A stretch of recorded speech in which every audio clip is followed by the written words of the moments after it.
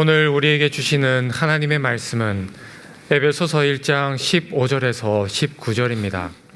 이로 말미암아 주 예수 안에서 너희 믿음과 모든 성도를 향한 사랑을 나도 듣고 내가 기도할 때에 기억하며 너희로 말미암아 감사하기를 그치지 아니하고 우리 주 예수 그리스도의 하나님 영광의 아버지께서 지혜와 계시의 영을 너희에게 주사 하나님을 알게 하시고 너희 마음의 눈을 밝히사 그의 부르심의 소망이 무엇이며 성도 안에서 그 기업의 영광의 풍성함이 무엇이며 그의 힘의 위력으로 역사하심을 따라 믿는 우리에게 베푸신 능력의 크심이 어떠한 것을 너희로 알게 하시기를 구하노라.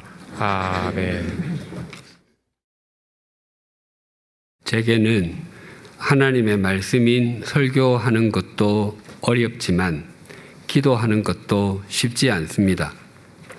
우리가 친구들과 대화를 나누는 것은 그리 어렵지 않습니다. 특히 초, 중, 고를 함께 다녔거나 한 교회에서 오랫동안 함께 믿음 생활을 한 친구와는 더욱 그렇습니다. 학창 시절에 수업 중에 있었던 일이나 학교 행사에서 있었던 일, 선생님과의 관계, 친구 관계 등에 대해서 이야기를 나누면 시간이 굉장히 빨리 지나가는 것처럼 여겨집니다. 또한 함께 신앙생활을 하는 구역 식구나 봉사자들과 나누는 대화도 몇 시간이 몇십 분처럼 여겨지기도 합니다. 특히 주님을 깊이 사랑하는 사람들과의 대화는 시간이 더욱 짧게 여겨집니다. 그러나 대통령이나 국무총리, 도지사와 같은 자리에 있는 분과 몇 시간을 함께 대화를 나누어야 한다면 그것은 여간 마음이 쓰이는 일이 아닙니다. 만약 어떤 부부나 두세 사람이 3개월 후에 대통령 부부와 만찬을 나누기로 했다면 거의 모든 삶의 초점이 그날의 그 시간에 맞추어져 있을 것입니다. 우리가 기도를 어렵게 여기는 이유는 그것이 사람과 사람과의 대화가 아니라 하나님과 사람과의 대화, 창조주와 피조물과의 만남이기 때문입니다. 제가 만약 교우님들께 교회를 위해서 3-4시간 하나님께 기도를 드려주시겠습니까? 아니면 교회를 위해 3-4시간 봉사를 해 주시겠습니까? 라고 여쭈어 보면 대부분이 아마 봉사하시는 것을 선택할 것입니다. 기도하는 일이 쉽지는 않지만 우리가 기도를 드릴 수 있다는 것은 우리가 혼자가 아니라 하나님께서 우리와 함께 해주시는 증거가 되기에 우리 그리스도인들에게 기도는 몹시도 중요합니다. 그리고 기도는 결코 주문이 아닙니다. 기도와 주문은 빈다는 의미에서 외형적인 모습은 동일합니다. 그러나 그 내용은 거의 정반대입니다. 기도를 드릴 때 가장 중요한 것은 기도를 드리는 사람과 그 기도를 받으시는 분과의 관계입니다.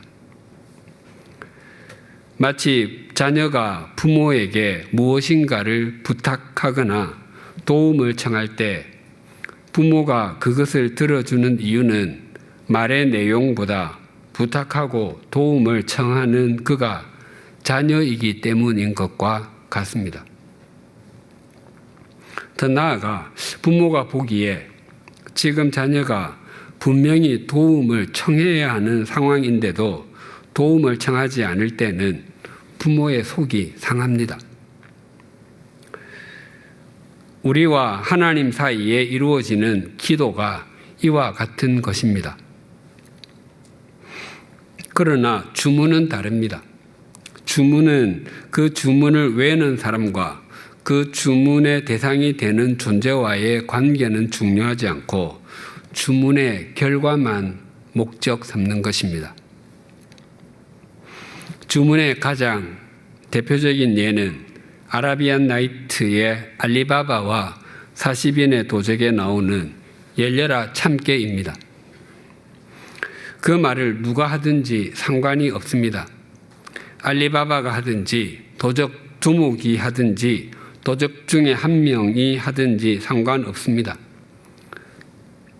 실제로 만약 그런 동굴이 존재한다면 심지어 제가 그 앞에 서서 열려라 참깨라고 하더라도 보물창고의 동굴 문이 열릴 것입니다. 또 기도를 이렇게 오해하면 곤란합니다.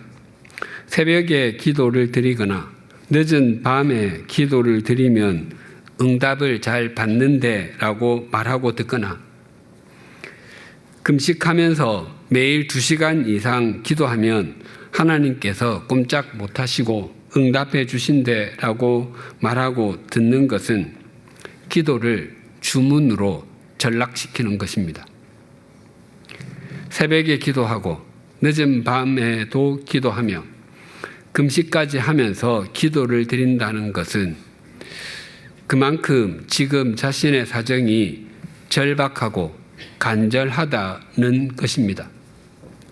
그래서 잠을 잘 이루지도 못하고 먹을 것도 생각이 나지 않는다는 표현이 새벽기도, 철야기도, 그리고 금식기도입니다. 단지 그 시간에나 또 그와 같은 방법으로 기도했기 때문에 하나님께서 무조건 응답하셔야 한다면 그것은 기도가 아니라 주문입니다. 그리고 그렇게 하는 것은 자신은 주인이 되고 하나님은 종으로 만드는 오만방자한 일입니다. 부모가 자녀에게 경제적인 도움을 주어야 할 꼭 필요한 일이 생겼다고 가정해 보십시다. 물론 부모에게 또 그 도움을 줄 만한 여유가 충분히 있습니다. 그런데 부모가 도와주려고 하지 않습니다.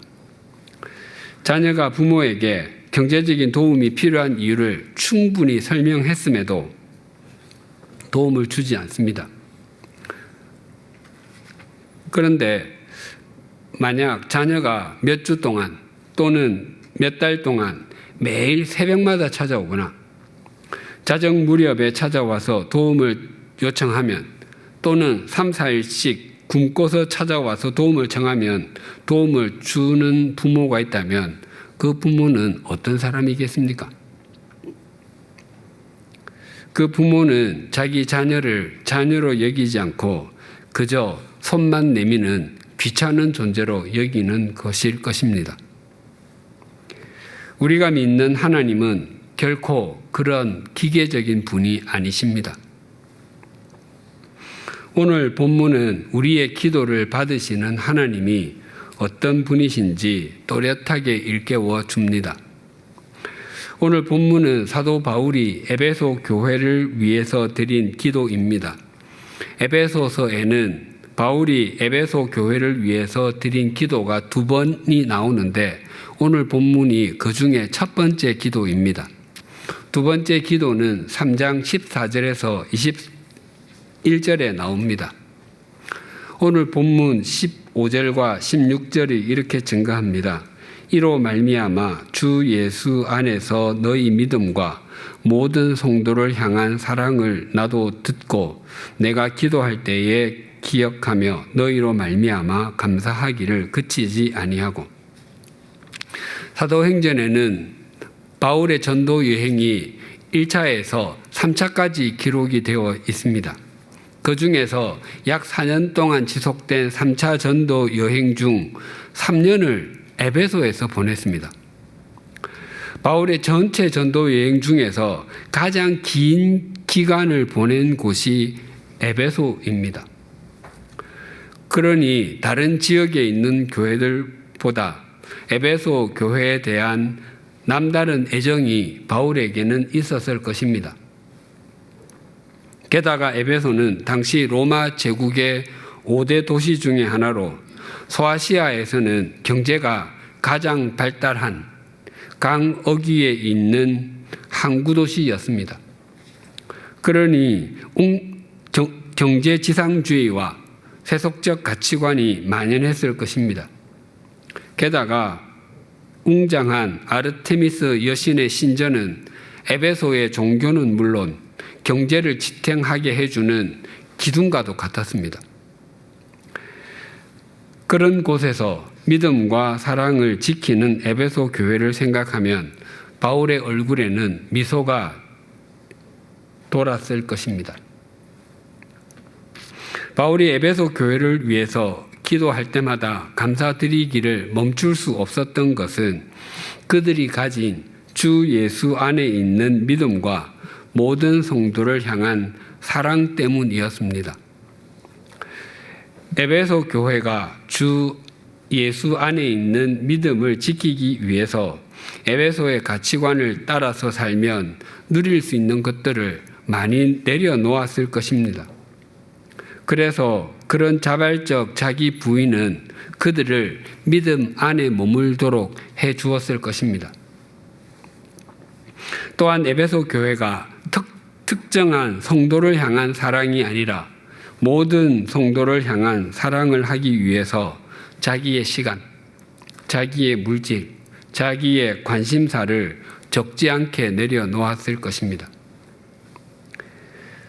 주님에 대한 믿음과 사람에 대한 사랑은 동전의 양면과 같아서 어느 한쪽만 있는 경우는 없습니다. 그러나 중요한 것은 주님에 대한 믿음이 사람에 대한 사랑을 주도한다는 것입니다. 만약 사람에 대한 사랑과 섬김이 적거나 없다면 그 이유는 주님을 향한 믿음이 적거나 부족하기 때문입니다. 혹 자신이 사람에 대한 사랑이 부족하다고 느껴진다면 주님에 대한 믿음의 깊이가 얇기 때문일 것입니다. 그 관계를 잘 보여주는 예가 가인과 아벨입니다. 창세기 4장 3절과 4절입니다. 세월이 지난 후에 가인은 땅의 소산으로 제물을 삼아 여호와께 드렸고 아벨은 자기도 양의 첫 새끼와 그 기름으로 드렸더니 여호와께서 아벨과 그의 제물은 받으셨으나 가인과 그의 제물은 받지 아니하신지라. 가인이 몹시 분하여 안색이 변하니 가인과 아벨은 아담과 하와의 아들이자 인류 역사상 최초의 형제입니다. 두 사람이 하나님께 제물을 드리며 제사를 드렸는데 하나님께서는 아벨이 드린 제물 양은 받으셨지만 가인이 드린 제물 곡식은 받지 않으셨습니다. 어떤 사람은 가인이 소나 양과 같은 짐승을 제물로 드리지 않고 곡식을 드렸기 때문에 받지 않으셨다고 하는데 그것은 상상일 뿐입니다. 가인은 농사를 짓는 사람이었습니다. 농부에게 피 흘림의 제사만 드리라고 하는 것은 과도한 요구입니다. 또한 하나님께서 어떤 짐승을 제물로 드려야 하는지에 대한 율법을 모세 시대에 주셨습니다. 그때로부터 율법이 주어지기 최소한 2000년 전의 일을 율법으로 규정하는 것은 말이 되지 않습니다. 또한 모세 시대에 주어진 율법 중에도 곡식을 제물로 드리는 소제가 있습니다. 만약 하나님께서 피 흘림의 제사만 요구하시는 분이셨다면 소제를 드리라라고 말씀하지 않으셨을 것입니다. 그렇기에 가인이 드린 제물이 바르지 않았기 때문에 하나님께서 받지 않으셨다는 해석은 옳은 것이 아닙니다. 사실 성경을 자세히 읽으면 그 이유가 이미 나와 있습니다. 하나님께서는 아벨의 제물만 받으신 것이 아니라 아벨과 그의 제물을 받으셨습니다. 또한 하나님께서 가인의 제물만 받지 않으신 것이 아니라 가인과 그의 제물도 받지 않으셨습니다. 즉 제물이 문제가 아니라 제물을 드리는 사람이 문제였던 것입니다. 가인은 하나님께 제물을 드리기 전에 이미 하나님과의 관계가 어그러져 있었던 것입니다.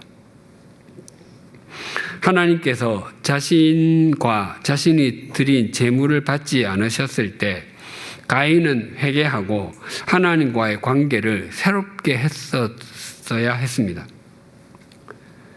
하지만 가인은 자신의 얼굴색이 변할 정도로 화를 내었고 결국 동생을 죽이는 인류 최초의 살인자가 되었습니다. 히브리서 11장에 보면 믿음으로 아벨은 가인보다 더 나은 제사를 하나님께 드림으로 의로운 자라 하시는 증거를 얻었다라고 합니다. 하나님께서 아벨이 드린 제사를 받으신 것은 단지 그가 드린 제물 때문이 아니라 그가 하나님과의 바른 관계, 믿음이 있었기 때문입니다. 하나님과의 관계가 올바르지 못하면 사람과의 관계가 비뚤어질 수 있습니다. 문득 내가 사람을 사랑하는 것이 적은 것은 아닌가? 내가 사람을 섬기는 것이 부족한 것이 아닌가라고 질문이 생기면 무엇보다도 먼저 내가 주님을 중심으로 믿고 사랑하고 있는가? 내가 주님을 마음을 다해 믿고 섬기고 있는가라는 질문을 던지셔야 합니다. 주 예수 안에 있는 믿음이 모든 성도를 향한 사랑보다 언제나 앞서야 바르게 성숙해 갈 수 있습니다. 아마 지금도 기독교 서점에서 넓은 공간을 차지하는 책 중에 하나는 기도에 관한 책일 것입니다. 그만큼 그리스도인은 기도에 대해 관심이 많습니다. 그런데 기도에 대해서 말할 때 기도의 방법, 기도의 길이, 기도의 순서도 중요하지만 그보다 훨씬 더 중요한 것은 기도의 대상입니다. 기도는 하나님께 드린다는 것입니다. 17절에 이렇게 전가합니다. 우리 주 예수 그리스도의 하나님 영광의 아버지께서 지혜와 계시의 영을 너희에게 주사 하나님을 알게 하시고, 우리가 믿는 하나님은 성부, 성자, 성령 삼위일체 하나님이십니다. 세 분 또는 세 위가 모두 하나님이십니다. 세 위가 모두 동등한 권세와 동등한 영광, 동등한 능력을 지니신 전능한 하나님이시기에 성부, 성자, 성령님은 모두 우리의 기도를 받으실 수 있습니다. 그러나 원칙적으로 기도는 성부 하나님께 드리는 것입니다. 적지 않은 그리스도인이 예수님께 기도를 드리곤 합니다. 그러나 성경은 예수님께 기도를 드리라는 말을 단 한 번도 하지 않습니다. 성경은 예수님께서는 우리를 하나님께로 인도하신다고 합니다. 베드로전서 3장 18절 상반절입니다. 그리스도께서도 단번에 죄를 위하여 죽으사 의인으로서 불의한 자를 대신하셨으니 이는 우리를 하나님 앞으로 인도하려 하심이라. 그리스도인이 하나님께가 아니라 예수님께 기도를 드리는 것은 왠지 하나님은 예수님보다 더 멀리 계신 분이신 것 같고, 구약 성경을 보더라도 하나님은 좀 무섭고 엄하신 분이신 것 같은 생각이 들기 때문일 것입니다. 반면에 예수님께서는 언제나 내 곁에 계신 내 편이신 분 같고, 나를 대신해서 십자가에서 피를 흘려주실 정도로 나를 사랑하시는 분으로 여겨지기 때문일 것입니다. 그리고 바울로도 불리는 사울과 같은 반대자도 포기하지 않고 찾아가 주시고, 배신하고 갈릴리로 돌아간 제자들도 찾아가셔서 책만 하시기보다 회복시켜 주신 분이시기에 나 자신도 그렇게 대해 주실 것 같은 생각이 들기 때문입니다. 그러나 하나님은 멀고 무서우며 예수님은 가깝고 따뜻한 분이라 여겨지는 것은 순전히 우리의 감정입니다. 요즘 젊은 사람들의 표현으로 하면 느낌적인 느낌입니다. 로마서 5장 8절입니다. 우리가 아직 죄인 되었을 때에 그리스도께서 우리를 위하여 죽으심으로 하나님께서 우리에 대한 자기의 사랑을 확증하셨느니라. 예수님께서 우리의 죄를 대신해서 십자가에서 피를 흘려주신 것은 예수님 당신의 사랑을 확증하신 것이 아니라 하나님께서 우리에게 대한 자신의 사랑을 확증하신 것입니다. 확증하다는 아주 선명하게 보여주다의 의미입니다. 예수님을 이 세상에 보내셔서 십자가에서 대속의 피를 흘리게 하실 정도로 우리를 사랑하시는 분이 하나님이십니다. 우리의 기도에서 성령님께서 하시는 역할은 이러합니다. 로마서 8장 26절입니다. 이와 같이 성령도 우리의 연약함을 도우시나니 우리는 마땅히 기도할 바를 알지 못하나 오직 성령이 말할 수 없는 탄식으로 우리를 위하여 친히 간구하시느니라. 우리는 본래 무엇을 구해야 하는지 잘 모르는 존재입니다. 우리는 우리가 처한 상황에서 가장 필요하다고 여겨지는 것들을 구하곤 합니다. 예를 들면 건강을 위해서, 경제적인 문제를 위해서, 가족 간의 화목을 위해서, 또한 취업, 승진, 진학 등을 위해서 기도합니다. 그러나 세월이 지나고 나면 그러한 기도의 내용은 우리가 하나님의 자녀다운 자녀로 또 성숙한 그리스도인으로 만들어지는데 큰 도움이 되지 않았다는 것을 깨닫곤 합니다. 피조물인 우리는 인간이 가진 한계 때문에 무엇이 우리에게 필요한지 정확하게 알지 못합니다. 그래서 하나님께서는 우리가 드린 기도의 내용과는 다른 응답을 해 주실 때가 적지 않습니다. 우리에게 정말 필요한 것은 우리가 구하는 것과는 다른 것이기 때문입니다. 우리의 지나온 인생을 돌아보면 우리가 지금 가지고 누리고 있는 것 중에는 우리가 구했던 것보다 구하지 않았던 것이 더 많습니다. 그것은 성령님께서 우리를 위해서 말할 수 없는 탄식으로 간구해 주셨기 때문입니다. 물론 우리가 무엇을 구해야 하는지 잘 모르는 존재임에도 지속적으로 기도해야 하는 것은 기도의 깊이와 넓이를 더해감에 따라서 무엇을 구해야 하는지 점점 더 잘 알게 되기 때문입니다. 그래서 기도는 성령님의 도우심 아래에서 예수님의 이름으로 하나님께 드리는 것입니다. 다시 말씀드립니다. 기도는 성령님의 도우심 아래에서 예수님의 이름으로 하나님께 드리는 것입니다. 오늘 본문 17절 머리 부분이 이러합니다. 우리 주 예수 그리스도의 하나님. 이 말씀은 구약 성경과 깊은 관련이 있습니다. 하나님께서는 애굽에서 400년 동안이나 노예살이하는 이스라엘 자손을 출애굽하게 하시려고 모세를 부르셨습니다. 그때 하나님께서는 당신 자신을 모세에게 이렇게 말씀하셨습니다. 출애굽기 3장 6절입니다. 또 이르시되 나는 내 조상의 하나님이니 아브라함의 하나님, 이삭의 하나님, 야곱의 하나님이니라. 모세가 하나님 뵙기를 두려워하여 얼굴을 가리매.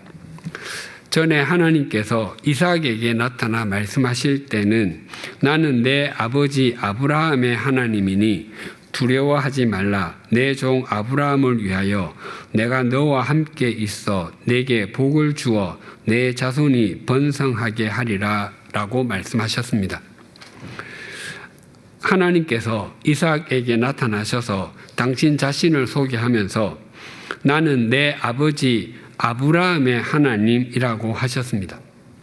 그 의미는 갈대아 우르에 있던 아브라함을 부르셔서 복을 주셨고 아브라함의 실수와 허물에도 불구하고 포기하지 않으시고 믿음의 사람으로 만들어낸 그 하나님이시라는 것입니다.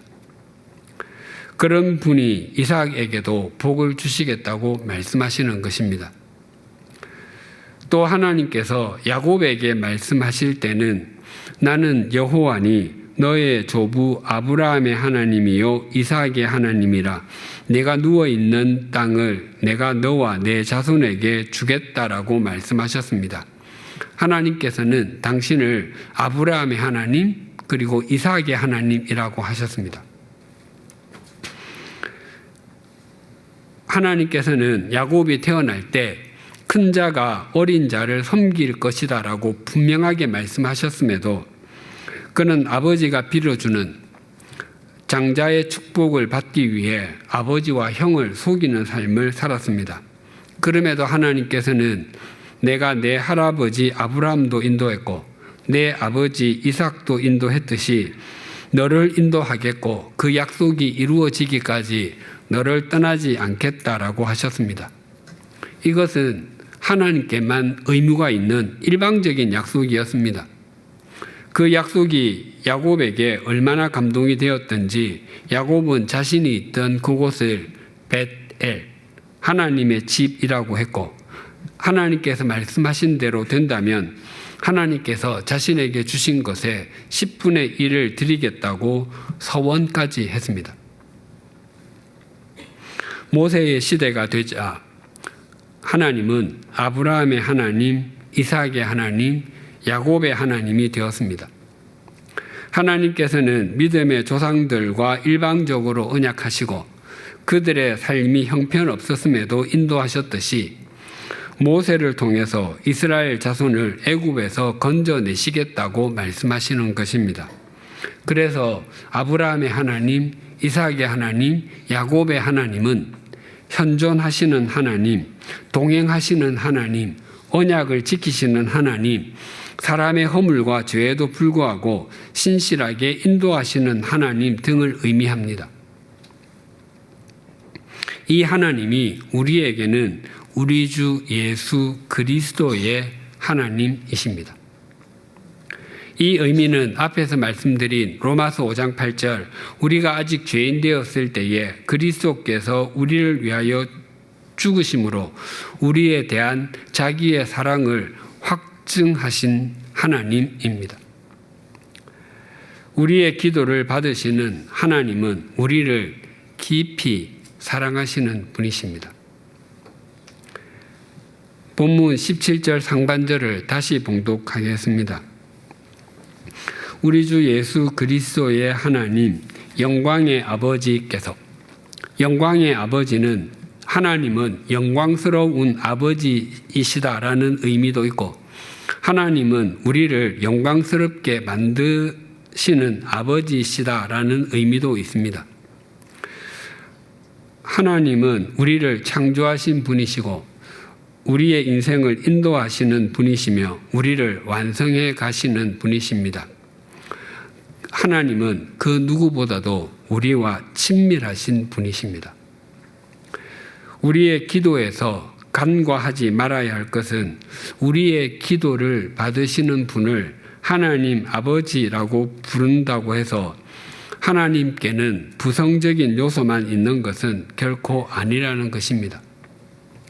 새신자반에서 배운 바와 같이 하나님께는 부성애뿐만 아니라 모성애도 있습니다. 아들들을 가리킬 때 형제라는 말을 씁니다.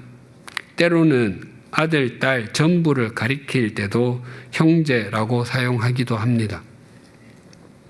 그와 같이 하나님을 아버지라고 부를 때도 부, 모를 모두 포함하는 말입니다. 하나님의 모성적인 측면을 잘 표현하고 있는 것이 시편 121편입니다. 121편 3절과 4절이 이러합니다. 여호와께서 너를 실족하지 아니하게 하시며 너를 지키시는 이가 졸지 아니하시리로다. 이스라엘을 지키시는 이는 졸지도 아니하시고 주무시지도 아니하시리로다. 어린 자녀가 한밤중에 잠에서 깨어 울 때 달래고 다시 재우는 사람은 대부분 어머니이지 아버지가 아닙니다. 아버지는 다음 날 일터로 가야 한다고 핑계를 대곤 합니다. 사실 어머니도 다음 날 직장에 나가야 하는데 몇 번이나 잠을 설치는 수고를 마다하지 않지만 아버지는 세상 모르고 잡니다. 과거에 저도 그랬습니다. 어머니가 잠을 잘 이루지 못해도 그 자녀를 돌보듯이 하나님께서도 우리를 그렇게 돌보신다고 하십니다. 이처럼 하나님께는 부성과 함께 모성도 있습니다. 약 2달 전에 송길용이라는 분이 별세했다는 기사를 읽었습니다. 이분의 이름만 들어서는 누구신지 아는 사람이 거의 없으실 것입니다. 혹 자동차를 운전하면서 고속도로 등에서 실종된 송혜일을 좀 찾아주십시오라고 쓰인 플래카드를 한두 번쯤은 보셨을 것입니다. 송길용 씨는 송혜희 양의 아버지입니다. 평택에 살던 혜희 양은 1999년 2월 고3 진급을 앞두고 있을 때 친구를 만나러 갔다가 집으로 돌아오는 막차를 타고 오다가 실종되었습니다. 당시 버스 안에는 혜희 양과 30대로 보이는 남자가 한 명 있었다고 합니다. 혜희 양의 부모는 생업을 포기하고서 딸을 찾으러 다녔습니다. 혜희 양의 아버지가 25년 동안 작은 트럭을 몰고 다닌 거리만 해도 72만 킬로미터나 되었고 뿌린 전단지는 300만 장, 길 위에 매단 플래카드도 2,500개가 넘었습니다. 딸을 찾아다니느라 혜희 양의 아버지는 신용불량자가 되었고 기초생활수급자가 되었습니다.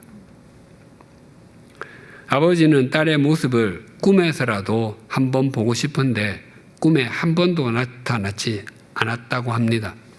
그래서 답답한 마음에 무속인을 찾았더니 무속인은 꿈에 나오면 그 사람은 죽은 사람이라고 했다고 합니다. 그래서 오히려 딸이 아직 살아있다고 희망을 품었다고 합니다. 혜희야, 살아있을 것을 믿는다. 끝까지 너를 찾아낼게라고 얼마나 많이 다짐하고 또 다짐했겠습니까? 그러나 결국 딸을 찾지 못했습니다. 그리고 본인도 트럭을 운전하다가 마주 오던 덤프 트럭과의 충돌로 71세를 일기로 세상을 떠나고 말았습니다. 아버지가 딸을 아무리 사랑해도 아버지 역시 유한하기는 마찬가지입니다. 한계를 가진 아버지가 자녀에게 궁극적으로 해줄 수 있는 것은 없습니다. 그러나 하나님 아버지는 당신의 아들 우리 주 예수 그리스도를 우리의 죄를 대속하기 위해서 세상에 보내주신 분이시고 천지 만물을 창조하시고 세상을 다스리시는 분이시며 우리를 인도하시는 분이십니다. 그 하나님께서 우리의 아버지가 되어 주신다면 그 외에 또 무엇이 더 필요하겠습니까? 올해 우리 교회 표가 창문을 열고입니다. 우리가 언제나 소망을 가지고 창문을 여는 것은 우리가 창문을 열고 무릎을 꿇으면 그 기도를 들어주시는 우리 주 예수 그리스도의 하나님, 영광의 아버지가 계시기 때문입니다. 또한 우리가 지금까지 올 수 있었던 것과 오늘 이 예배의 자리에 있을 수 있게 된 것은 우리가 연 창문을 통해서 응답하시고 인도하시는 하나님께서 우리의 아버지가 되어 주셨기 때문이 아닙니까?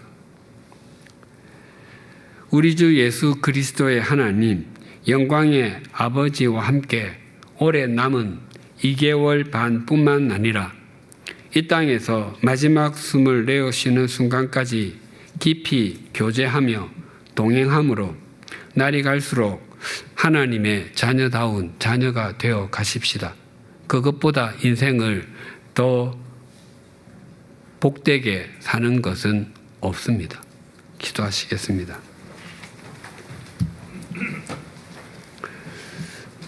우리 주 예수 그리스도의 하나님, 영광의 아버지, 우리가 오늘의 모습이 된 것과 오늘 이 시간 하나님께 머리를 숙이고 예배를 드리게 된 것은 우리가 다른 사람들보다 총명했기 때문도 아니었고 다른 사람들보다 더 선한 삶을 살았기 때문도 아니었음을 고백합니다. 또한 우리가 하나님께서 베푸시는 은총을 누리며 살아온 것과 하나님께서 우리에게 베풀어 주셨던 역사를 경험할 수 있었던 것 역시 우리가 그 역사가 일어나기를 기도했기 때문이 아니었던 것도 인정하지 않을 수 없습니다. 우리가 지금 누리고 있는 것과 여기까지 올 수 있었던 것은 하나님께서 하나님의 방법으로 우리를 인도해 주셨기 때문입니다. 또한 우리 주 예수 그리스도의 아버지 하나님, 영광의 아버지께서 우리의 하나님, 우리의 아버지가 되어 주셨기 때문입니다. 우리의 지난 삶과 믿음 생활을 돌이켜 볼 때 우리를 속상하게 하는 것은 지금 가진 것보다 좀 더 많이 움켜쥐지 못함에 대한 미련이나 지금 누리고 있는 것보다 좀 더 많이 누리지 못함이 아닙니다. 하나님을 믿으면서도 하나님을 아버지라 생각하지 못하고 하나님은 언제나 아스라에 계시는 분이요 우리가 기도를 드려도 그 기도를 듣지 않으시거나 외면하시는 분이라 여겼던 것입니다. 한계를 가진 육신의 아버지도 자녀가 사라졌을 때 신용불량자가 되고 기초생활 수급자가 될지라도 사라진 자녀를 찾기 위해 전 생애를 겁니다. 하물며 하나님이시겠습니까? 우리가 믿는 하나님은 우리를 영원히 건져 올려 주시기 위해서 예수 그리스도를 이 땅에 보내신 분이시라는 것을 잊지 않게 하여 주시옵소서. 또한 우리를 창조하신 목적대로 우리를 영광스럽게 만들어 가시는 분이신 것도 잊지 않게 하여 주시옵소서. 그 하나님을 향해서 우리의 창문을 늘 열게 하여 주시옵소서. 예수님의 이름으로 기도드립니다. 아멘.